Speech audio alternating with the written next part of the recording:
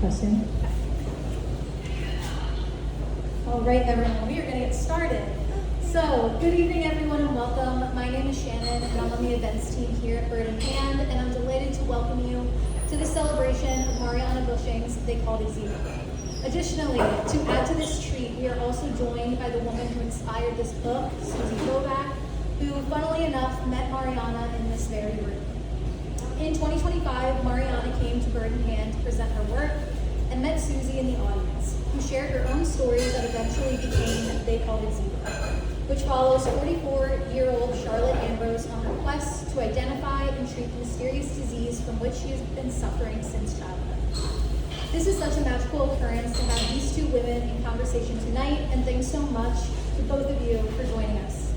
To say a bit more about our guests, Marianna Busching is a native of Minnesota and a retired opera singer who has sung in Carnegie Hall, the Kennedy Center, and other venues around the world. She taught at the Peabody Conservatory for 24 years and has now turned to writing poetry and mysteries. Her poems have been frequently published, and she won the Guy Owen Award presented by the Southern Poetry Review. They Called It Zebra is the 5th novel in a series.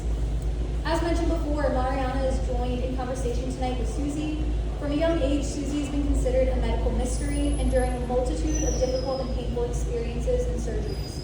At the age of 43, and after years of searching and personal advocacy, she received a diagnosis, finally learning the name of the rare syndrome that she lives with. Ever since, she has pushed for further education and recognition around this little-known disorder so that others like her may receive their diagnoses much earlier and receive access to better care and greater understanding. She's also the director of client communication at a local wealth management firm, so she brings a wealth, no pun intended, of knowledge to this conversation. In closing, thank you so much for joining us this evening. I know it's been really crazy with the weather, so congratulations on getting here. If you've been to Bird in Hand before, welcome back. And if it's your first time here, we hope you'll join us again early, either here or at our sister store, the Ivy, for one of our many events taking place during the summer. We have refreshments and copies of the book for sale up at the counter, which I'm sure our author will be happy to sign after the event. If you have any questions, make sure to hold them until the end, as we will have time for a Q&A. I will now hand things over to our guests, so please join me in giving them a warm welcome. Thank you. Am I too loud? I have a very loud voice. You ought to hear me sing. It's really loud. I am very happy to be here. And the last time I was here, I had book number 3. And I was starting, in fact, this is book number 5. Well, where is 4? 4 is still in my computer. It has been edited. It has been paid for. The editor has been paid. I just need to now edit, finish and follow the editor's instructions, because I got so interested in Suzy. And what happened was that after the little conversation I had with a friend who was very good at doing interviews, and whose idea this was, and I told about my medical mysteries. They're all medical mysteries. They all take place in a fictitious hospital here in Baltimore. I try to make everything as accurate as possible that it is here in Baltimore, except for the hospital. And one of the rules of fiction is that if you're going to write about something bad happening, it better be in a fictitious place. If it's something that's really, really good, well, take that book then and take it to that company or that restaurant, and they may put it in the window because it'll say something good about that. So, meanwhile, when I was talking about number 3, which I think was false panacea, right afterwards, this beautiful woman comes up to me and says, since you're doing this kind of writing, I was wondering if it would occur to you to, I've had this mysterious and rare disease since, God knows, maybe age 10 or so, that was figured out something was wrong. She can correct me when it's her turn. And maybe couching it in a mystery would be more fun than reading about it in Wikipedia or something like that. So I thought, why not? So I immediately forgot number 4 and started on number 5, which mixes everybody up, and it's going to be mixed up on Amazon and everything. But Suzy and I really got to know each other well, and I said she was my encyclopedia, literally. I would ask her for, how does this work? What happened to you? I got 6 pages of single-spaced information, really, really good stuff that I could use. And that's another rule. If you're going to write about something like this, if you're writing something about outer space and nobody's ever been there, say anything you want. Nobody can prove it. But if you're writing about something that is really true, you better be right. So I did all that research. It took me a little over a year to write the book. And so here it is tonight. It's published. It's on Amazon. You can get it any place. Like if you go to Borders, you can order it there. You can get it on Kindle. You can get e-books. So any place you want to. And the people that have read it, I haven't publicized it much, but I've gotten a lot of people that will somehow get hold of me, probably through my website, and tell me that, man, when's the next one coming out? That was really good. One person said to me, this was at a funeral, believe it or not. She said, I took your book, I thought, I was going to bed, I thought, I'll read it in bed. I'll read one chapter. And the next thing I knew, it was 2:30 in the morning, and I just couldn't put it down. So I'm giving that one reviews. So what's going to happen here now is Suzy and I will have sort of a conversation. She'll talk to me. She'll tell you about some of her symptoms. I'll ask her some questions. She'll ask me some questions, and we'll just chit chat like we very, very often do. So we kind of have to divorce that a little bit from our regular emails and all that stuff. And at the very end, I'm going to read, there are going to be 3 little excerpts that I will read. My husband is going to read the first one. He's a good reader. He reads at church. And I said, why don't you read the first one? Get in on the act. So that's what's going to happen. And so, Suzy, what the heck have you been going through these many years? Talk about your disease or your syndrome, whatever you want to call it. And, it's unbelievable, really. Suzy is one of the bravest people I have ever met. Now, there you go. Thank you, Marianna. So let me quickly start by saying I do not do this. I am not a public speaker, so this could quickly turn into a comedy show, just so you know. Everybody be prepared. So yes, I have been definitely a mystery medically for a very long time. When I was a child, Yeah, I'm still hanging on. we didn't really recognize it too much. There were, migraine headaches. There were sort of like sun allergies.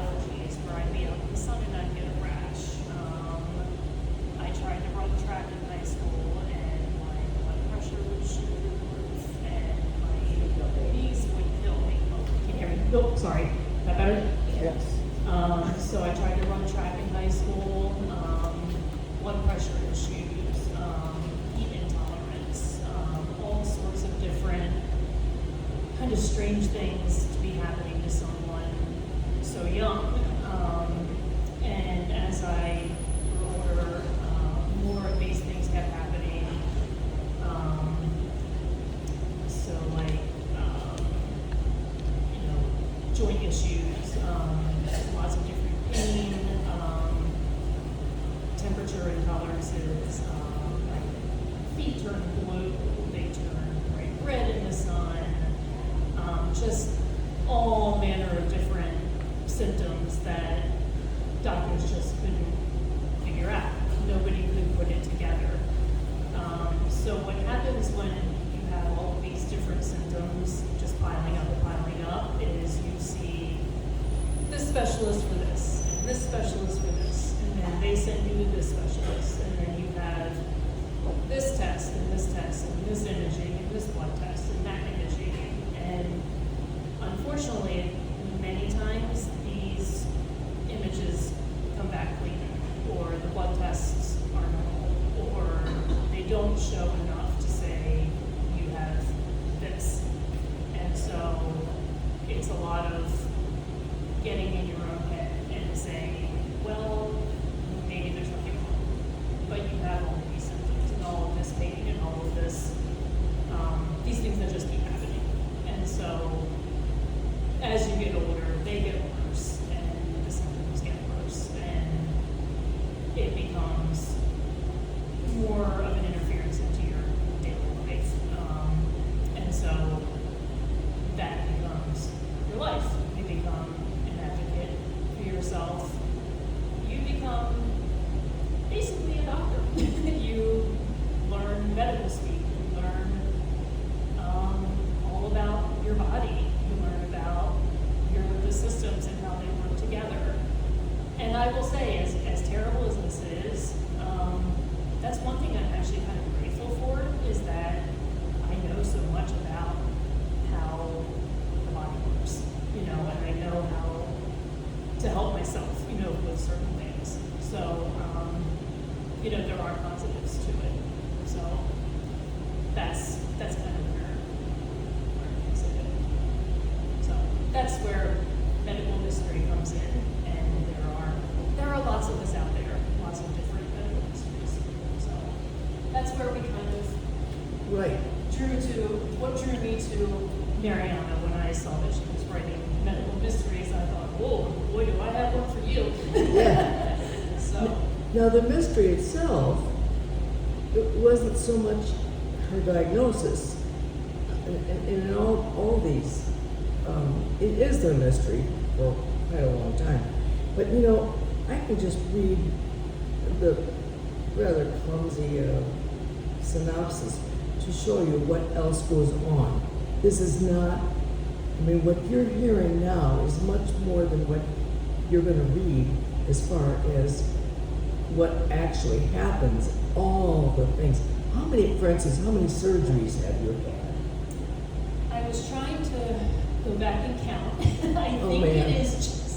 it is about 28 at this point that I have had. Yes, and knock on wood, at this moment, I do not have any schedule. So Oh, good for you. there is that. Hey, We're gonna take it. because a year and a half ago, when she came to me and said, how would you like to write about this? She had 23 surgeries. So you've had 5 surgeries since then? I believe, just this year there's been 2. So yeah, maybe we're like 27. Oh, In the upper 20s, let's say. It is a lot. Yes. I might have to write another book about her. But then you say, well, how can you get a mystery out of this? Well, this is called a mystery thriller. You always have to have a murder, all right? So here is the synopsis. Charlotte Ambrose, which is going to be, and I really want to say, excuse me, I really want to say that although I took the idea of the protagonist from the person of Suzy. This is not Suzy. It's the same age, has the same disease, but it's completely fictitious. And all the things that happened to her and her family and so forth, completely fictitious. It's all, and there's disclaimers in here and all this, the usual things. Now that I'm a writer, I look at those things and the acknowledgments and all that. But here is what happens in this one. Charlotte Ambrose has been suffering from a mysterious disease since childhood. Now 44 years old and multiple surgeries later, she is admitted to St. John's Hospital with an unbearable migraine headache. Fortunately, a famous geneticist takes over her case, temporarily naming the disease a zebra. Now Charlotte has the rare hope of, if not a cure, at least the identification of this disease. But while in the hospital under the care of a geneticist and her team, even worse things begin to affect Charlotte's health. Strange, nearly fatal events begin to threaten Charlotte's life as well as the lives of her medical team. Finally, there is indeed an unexplained and horrifying death. Now, you as a reader have to find out who and what is this all about. And it took me, it's pretty long. It's about 354 pages. And I read it again, trying to find what excerpts I'm going to take out. I just, about a month ago, had a reading of a chapbook of poetry that has been published. And it was so simple. It was so contained, measured out for you. This is not measured out, so I had to find something that would intrigue the possible future reader. So that was one of my jobs. And the reason I got into medical mysteries is because I've been in the hospital a lot myself. I've had 3 spinal surgeries, which took a long time in the hospital, and they took a long recovery time.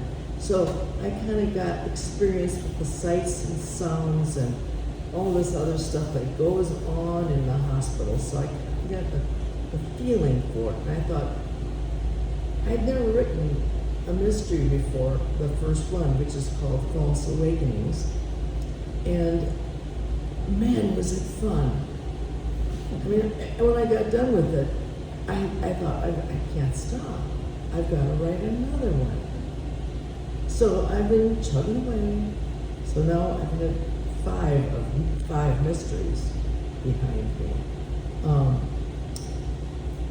Let me see, what else can I dig into your brain to find out? Tell us about why we chose zebra in the title and why it's called zebra and all that. So the zebra comes from,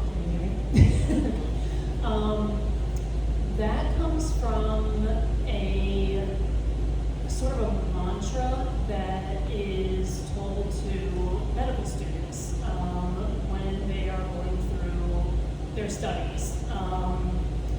So they are told, basically, when you hear hoofbeats, think horses, not zebras.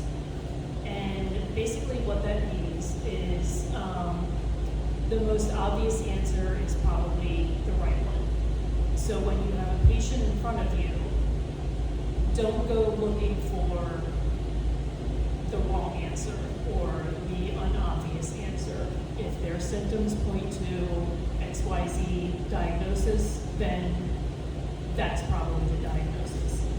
Which, in most of the population, that's probably exactly right.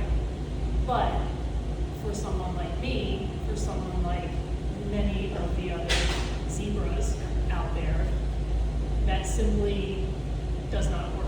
That does not fit what it is that we are dealing with.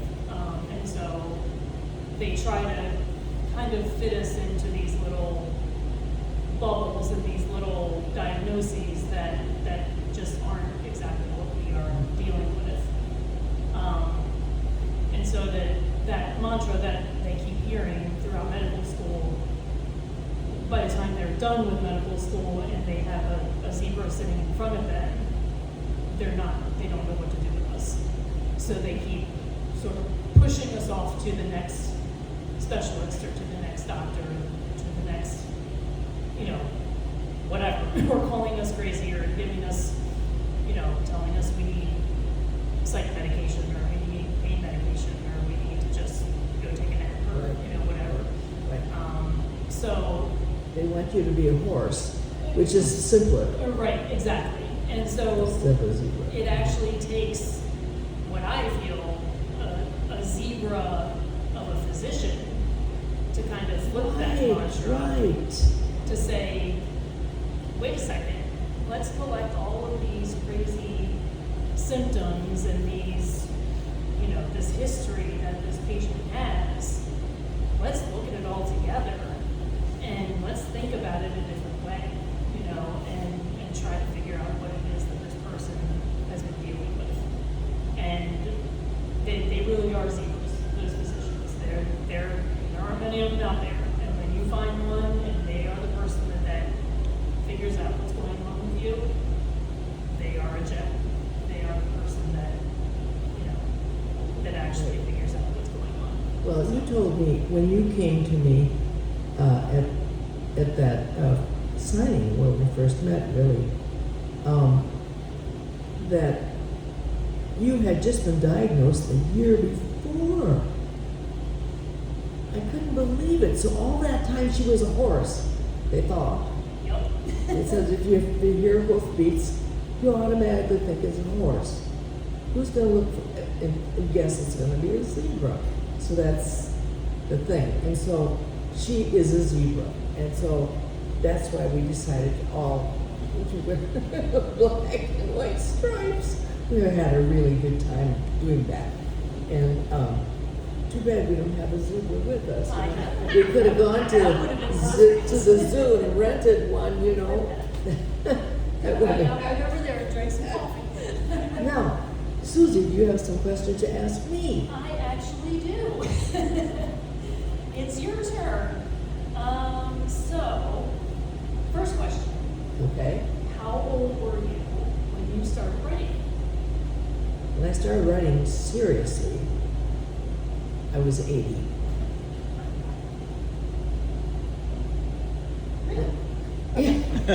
Yes, I was 80. I had retired when I was 77, believe it or not. I just loved voice teaching at Peabody. And I had to stop a few days before graduation because doggone, one of my legs started hurting again, which meant something was the matter with my back. Sure enough, it was.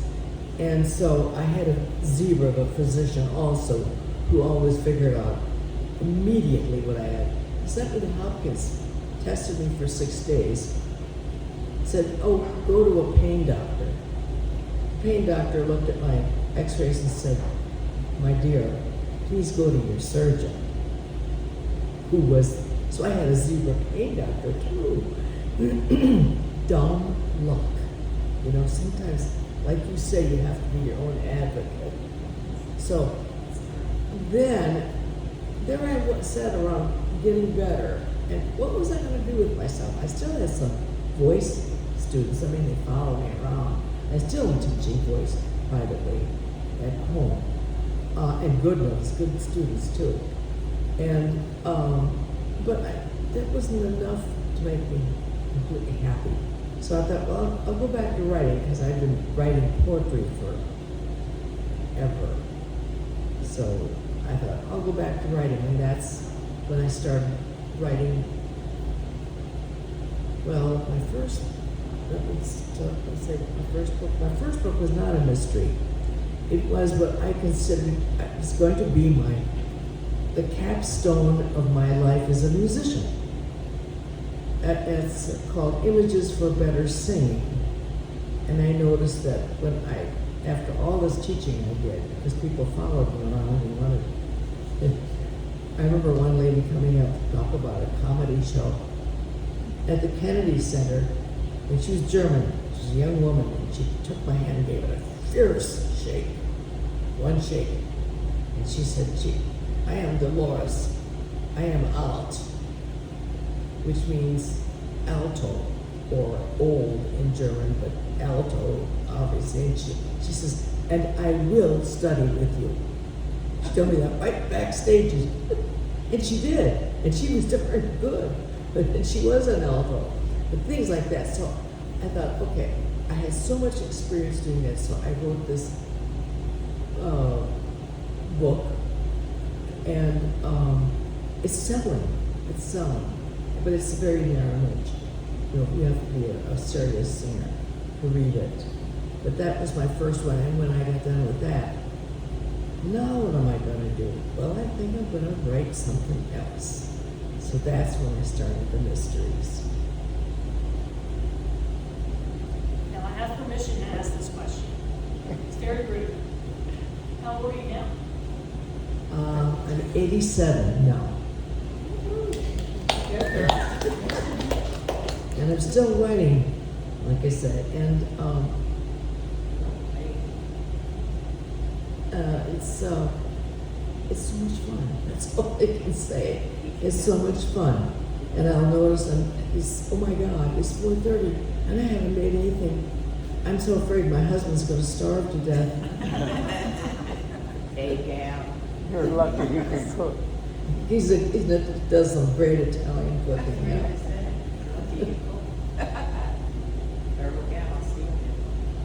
Did you study writing or take classes?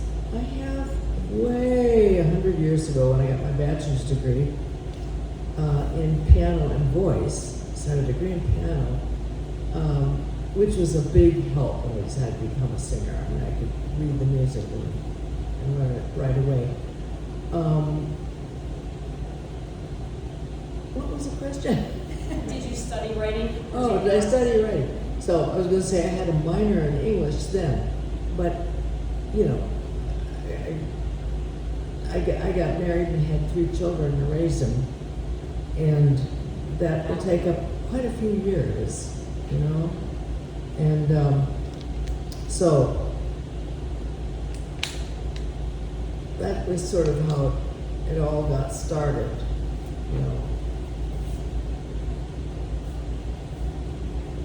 So you mentioned a few books, but how many actually have you written and how many have you published?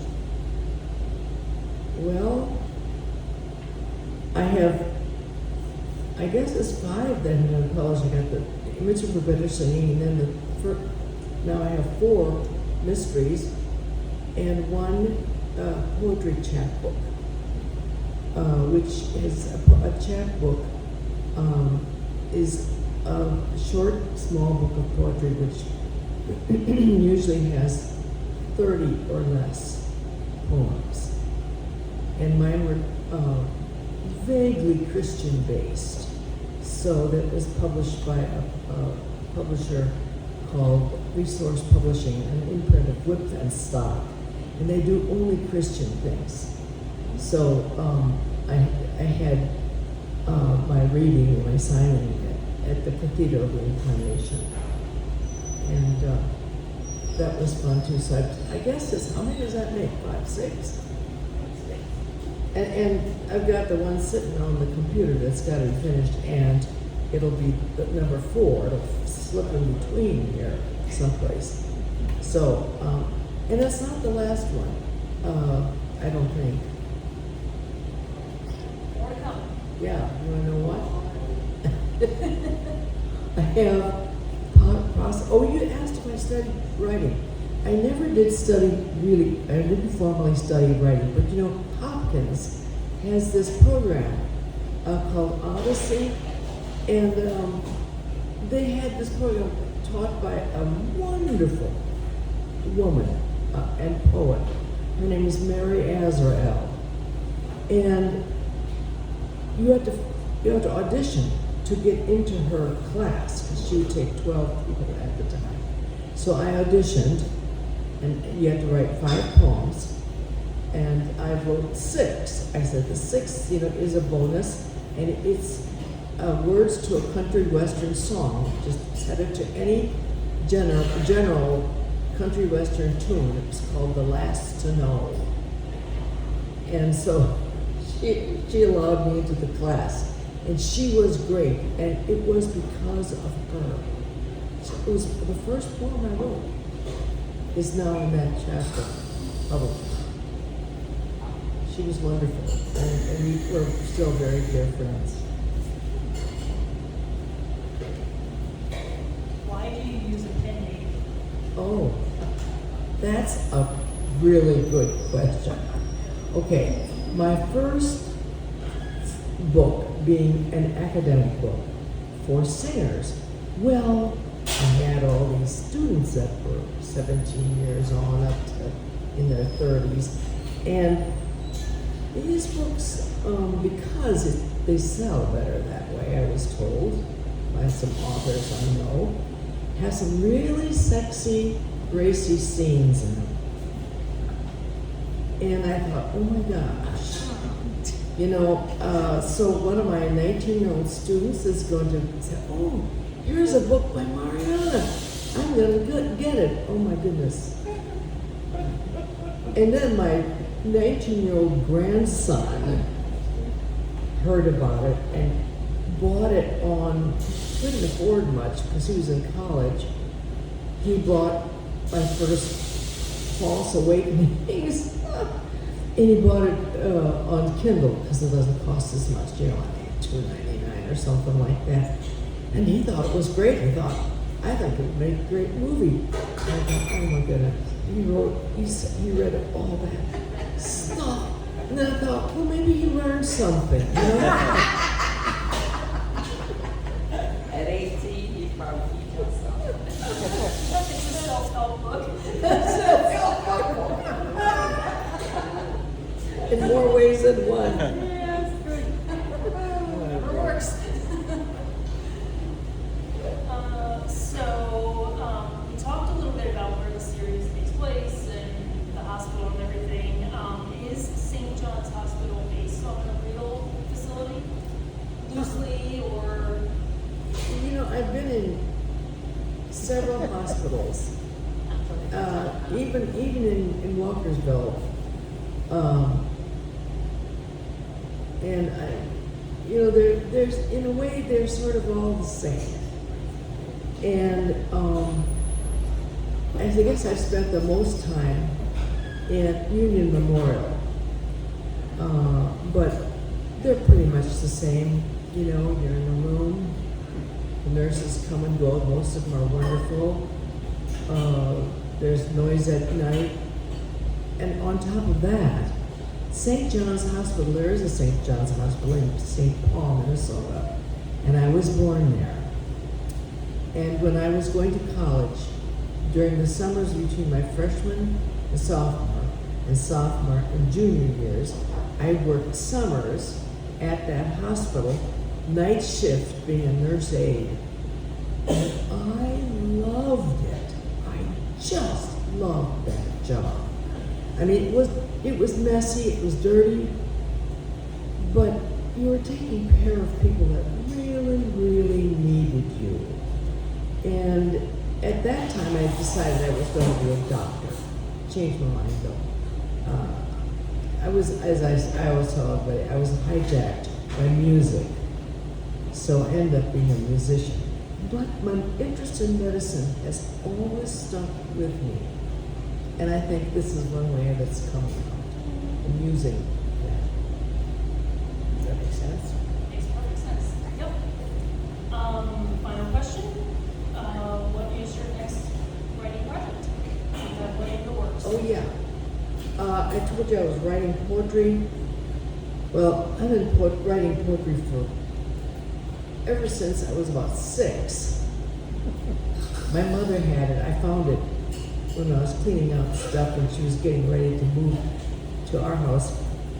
It was for Mother's Day. It said, "Sometimes I'm good and sometimes I'm bad, but you're the very best mother I ever have had." It was my first poem. And, and now I have, as Joe can attest, a great big bookshelf full of binders. And in those binders are probably over 1,000 poems that I've written. Many of them have been published. Many of them have won competitions, and I won this one big award that made me enough money I had to pay taxes on it. And isn't it? And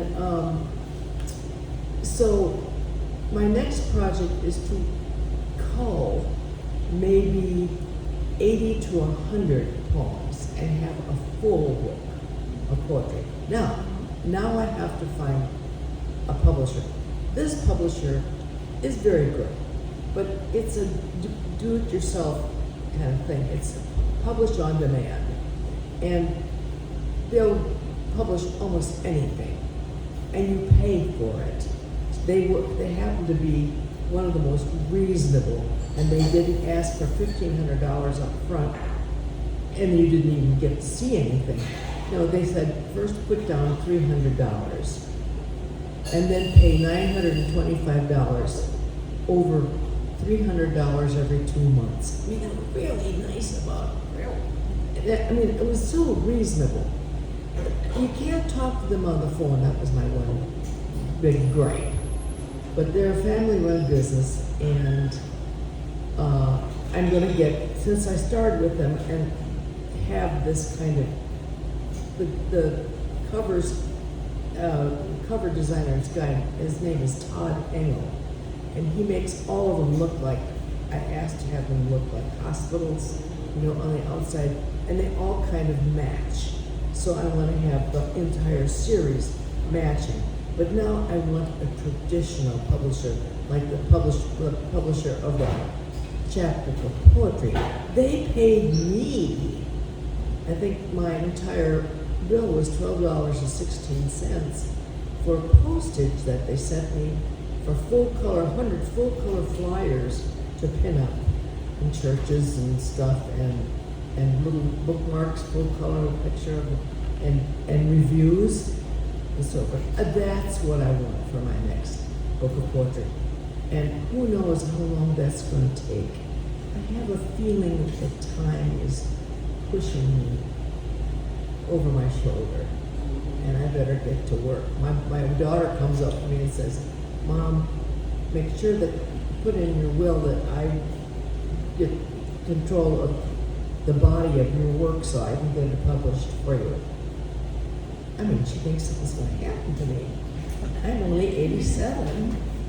86. You said you were 86. I'm 87. 87. I'm 87. I was 86 when we started this whole book. And yeah, since then. It was amazing. You really did. Oh, thank you. I think it's because I'm happy.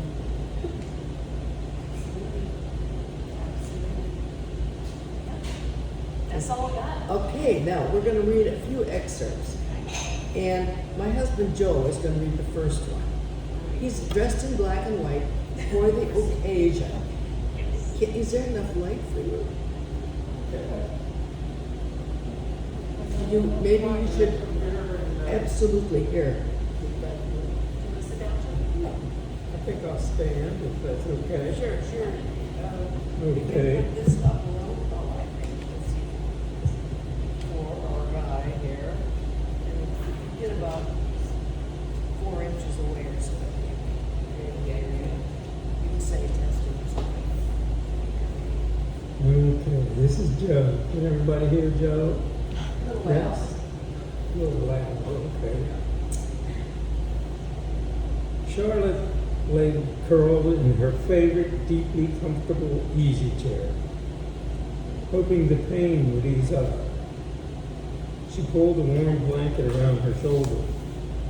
It was the bright blue blanket knitted years ago by her dear deceased sister. She had a fantasy that Mary Beth's love would envelop her like the blanket. But the pain blasted unrelentingly against the bones of her face. It had sort of a rhythm, so sharp she could taste it. Bitter, sometimes acid. Even with her eyes closed, there were lightning flashes in the corner of her eyes. And when she opened them, she could only see dimly through the dark blue mist that swarmed across her corneas. Whenever she had a migraine like this, she glimpsed a dark corridor with a black door at the end of it. It led to death, and there was where she wanted to go. She knew it wasn't healthy thinking like this, and she forced herself to focus on her wristwatch. It was 4:30 a.m. Dr. Kang had told her to call any time. She hesitated for an instant before touching his number on her phone. "Can you wait 15 minutes?" she heard him say softly. "Yes," she answered just as softly. Her fingernails bited bloodily into her arm. "So sorry, I probably can handle this by myself. I can meet you at my office," he said. Oddly, although the pain continued knifing through her hand, she felt better just hearing his voice. "I think I can handle this by myself. I saw the black door and I just got really scared for a moment." "Okay, good luck. Remember, I'm here." "Thanks, Dr. Kang." She ended the call thinking, "He can't do a thing for me. No one can do a thing for me. It's all a huge unknown." She suspected that this was why she often thought of the dark door, the final escape. It was because nobody knew what was the matter with her. Nobody. Sometimes she felt entrapped in a giant ice cube, barely visible and never heard or understood.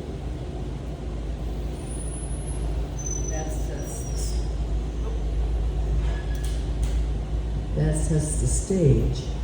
And I will read two more. It was really hard to pick this out without giving things away.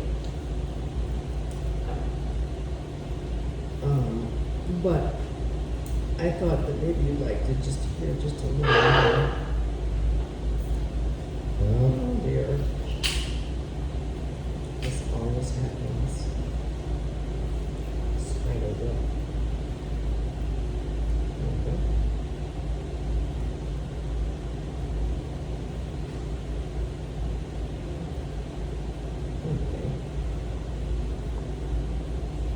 We are now in the hospital. Charlotte has been admitted because of a migraine. And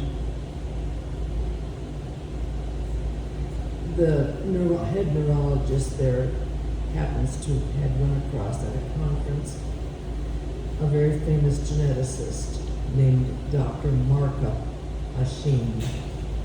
And so here we go.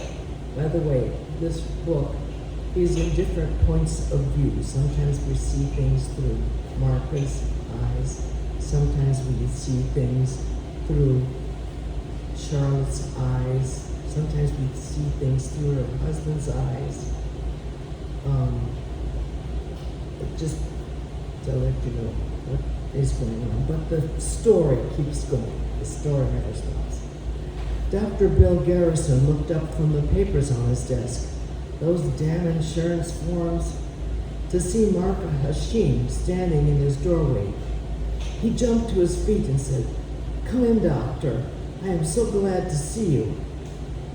"Good morning, Bill." I'll cut right to the chase. "As you know, we have a very interesting case here. with Charlotte Ambrose, Martha said, sitting down across from the desk. Sit down, sit down. I think we need to talk if you have time. Of course.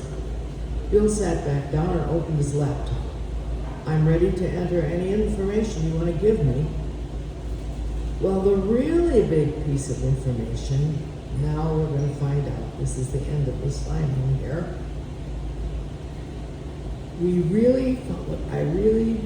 The big piece of information is that I think I found out what Charlotte has. It's called Ehlers-Danlos syndrome, EDS, to make it easier. It's a terrible, even horrifying, inherited disease that affects the connective tissues, the skin, joints, and blood vessel walls. Bill typed for a moment into his laptop, asking for the spelling of the disease.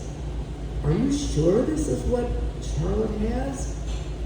Her symptoms check all the boxes, and the genetic testing I've done at the Center for Rare Disease seems to bear out this conclusion. Thank goodness this disease is very rare. She sighed. Sometimes I hope I'm wrong about this. Bill leaned back in his chair. Is this one of those cases that are sometimes called a zebra? Martha laughed, but without much humor. It is. Is there a cure for it? None. Or at least none that has been discovered so far. Martha brushed a stray strand of hair out of her face. I have this ridiculous hope that we here at St. John's will find a cure. She paused for a moment, but I doubt it. And then the last, it's a little longer. This is just something that happens. Martha has a lab that she works in, which is near NIH, and she has to share a lab with another geneticist who's German. His name is Hans. And so she is sitting in the lab and she's crying because she's thinking to herself that she cannot do anything about this disease. She can't do anything to help poor Charlotte. So in walks Hans. Oh, Martha, he said, pulling up a chair and sitting beside her. I am so sorry to see your tears. Did your patient die? Die? No. She turned away, blowing her nose. But this is obviously distressing you. Did your assistant step off the team? Who? Dr. Garrison? No, of course not. No, Hans. The team is fully intact and helping Emma's project. Please, everything is all right. Sometimes one just gets tired and disappointed because medicine hasn't come as far as one hoped. That happens often, Hans said. But think, you and your team will get great honor for this project all the same. I don't care about honor, Marcus said, holding a tissue against her eyes. I just want to cure this lovely, sweet woman. And I can't. She held back her tears with tremendous effort. Martha, Hans said in a tender voice, let us go to that French restaurant, which had the fine food that you loved so much. You will feel stronger and happier. Not tonight, Hans. I have so much work to do. A meeting with my team and then more research to do. It will do me good to be so busy, really. I may see you tonight at the lab, but I have nothing but work ahead of me, and that will cure me of my blues. But even then, you should have some joy. What about tomorrow night? Martha asked, tossing her tissue in the wastebasket and gathering up her notebooks. Please excuse me now, I must get to my team meeting. Hans stood up immediately. Of course, tomorrow night then. I'll meet you there, Marcus said. Maybe a lovely, quiet dinner with good wine is just what I need, she thought, as she rode the elevator down to Bill Garrison's office. A few hours later, after she checked on Charlotte, she decided it was time to go home. And finally, she pulled into her personal parking slot. A handful of almonds and a glass of wine was all she wanted for dinner, and she read a medical journal as she ate them. Before she went to bed, she checked the front door as usual, and there on the top step stood a bottle of elderberry wine with a ribbon and a note. Please enjoy a beautiful, peaceful night, the note said. Martha untied the ribbon and then took the cork off the bottle. She couldn't help but think how thoughtful it was that Hans should give her this. The sweet, flowery scent arose from the bottle, and she remembered how lovely this aperitif tasted. She went into the kitchen with the bottle, took out one of her best crystal glasses, and had 2 small servings before she went upstairs to the bedroom. With relief, she slid under the blankets, fell asleep immediately, and didn't awaken. Now, don't jump to conclusions. We're only on page 198. We still have to get to 352. So that's it. End of the section. Now, if anybody wants to buy a book, thank you. Thank you, Suzy. Questions? Oh, Q&A, questions and answers. If there are any questions. Anybody want to ask anything? I have a question for you. Yeah. When did you get to Baltimore from Minnesota? Did you study here or did you study in Minnesota? Oh, well, that itself is a really good story in itself. I asked the publisher of this if I should write a memoir, because I know so many famous people, and she said, you better not, you're going to get sued. Oh, I'm sorry. I said, maybe I should write a memoir, and she said, you better not, you're going to get sued, because I know so many famous people that I've worked with. How did I get to Baltimore? Well, my first husband, father of my dear children, the day after I made my Carnegie Hall debut, he asked for a divorce. So at that time, he was taking a sabbatical and working at the National Bureau of Standards. So I happened to be in Washington, D.C. And I remained there because Sharon, my daughter, was dancing, taking lessons and dancing with the Washington Ballet. So I stayed there so she could continue her lessons. And before that, it's hard to trace it. I've had a long life. But eventually, I ended up living in, where did we meet? Joe just left. What happened is that I was on my 3rd husband. I have had many husbands. Not like Elizabeth Taylor, but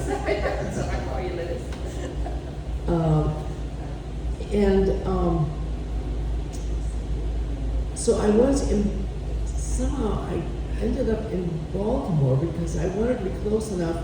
Oh, I know. I was at a Bach festival in Cleveland. I was singing at a Bach festival in Cleveland. And I met Phyllis Van-Julesen, who was a great soprano and was the head of the vocal department at Peabody. And after I sang, she came after me like a shot. And she kept getting after me on the phone. Meanwhile, I was on my 2nd husband. And he one day picked up his shirt and his computer and left for a guy. I can't blame him. Those things happen. So I decided to take that job. And I still had a lot of singing to do. I had an agent I was booked for, a couple of years in advance. And, but I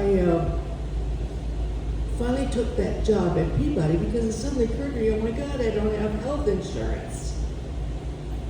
And so I moved I met a priest, an Episcopalian priest, and got married to him. And moved to Walkersville while I was working at Peabody. Well, that didn't work out. It worked out for 8 years, but believe it or not, you can marry a priest and end up with an abusive husband. So I, with an armed man, got out of there and started living in Baltimore, close to where my daughter was, and only 8 minutes from Peabody. Because I worked there 24 years. That's how I got to Baltimore. Aren't you glad you asked? Right. I told you that you said it was going to be turned into a comedy show. I called it. What made you come up with the last name for her, Ambrose? That's my maiden name. So when I started reading, when I started reading this book, and I see that my little Charlotte have my last name, my maiden name. It was such a connection, I felt like she probably is related.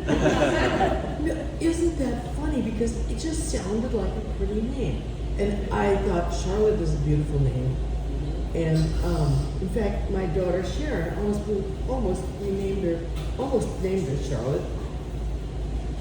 And somehow we decided on Sharon. And that name remained in my mind. And then Ambrose, I thought it had the word rose in it. And I just thought it was a beautiful I thought name. if I ever had a girl, I was going to name her Ambrose or Rose as a middle name for Ambrose. I could have No my kidding. maiden name with her first and last name, but I have 2 boys. One of the things I do is, one thing that my husband likes, Joe likes to do is, when he sees somebody's name on, that's being interviewed on TV or something, he always pronounces the name really wild, some of them, that God knows where they're from, New Zealand or... Right. And I listen to those names and I think, I've got to pick out some names for my next book. That's always a problem, Usually they just pop into my head. This one just popped into my head. That's where it came from. It is a connection right here to her, this book, and I know she's going through, and I just can't take it sometimes. It's very hard. Oh, I'll be darned. Well, that was just a big coincidence. Just a big coincidence. Anybody else want to have a long story? Oh, this is great. Okay, I guess that's it. Guess you're up for signing. Yep, I have a pen. Put your pen